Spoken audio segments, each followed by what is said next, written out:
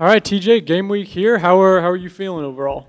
Excited, man. A lot of juice in the building, and just excited, man. I'm excited to see watch the team just come together and put it on display this weekend.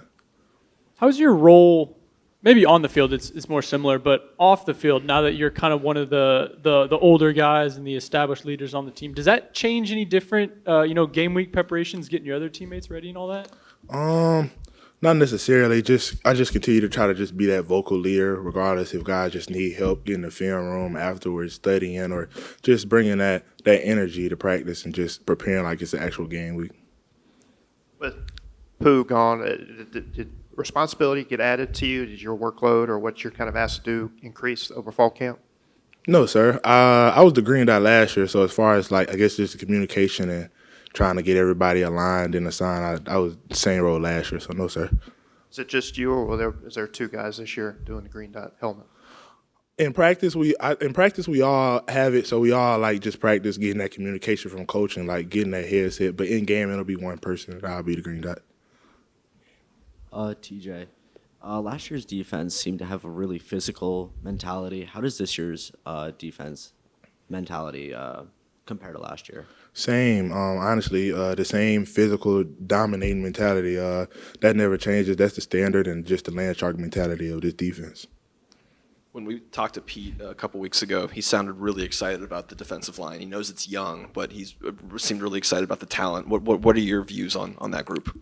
Man, the same. I'm excited. Like you said, young, but I feel like last year when they had those older guys in front of them, they didn't take these days of practicing as for granted. You know, they came and prepared as if they were starters. So come this spring and fall, they were ready. Along those lines, does this defense feel different to you than it did a year ago with so many older guys a year ago being replaced by so many new guys? Difference, I guess so, in maturity wise, like you said, just having younger guys out there. But I think that's what my job is coming back from last year and being one of the older guys is instilling those young guys with the right mentality and just my mindset of how to come to work every day. Is there more responsibility on the defense this year than with a new offense, young quarterback, all that stuff, as opposed to maybe a year ago where there were, Jackson was in year 3. There was a lot of experience over there. Yes, sir. You can look at it that way, but in a sense, I feel like just the mentality of the defense has always been to dominate. So regardless if we had Dart last year or Austin this year, I feel like our mentality was always been to dominate, get the ball back to whoever's at quarterback. You may not be thinking this far ahead, but do you have a goal for this season in terms of something you maybe want to achieve in terms of a program record or something just personally for throughout the season for you, man?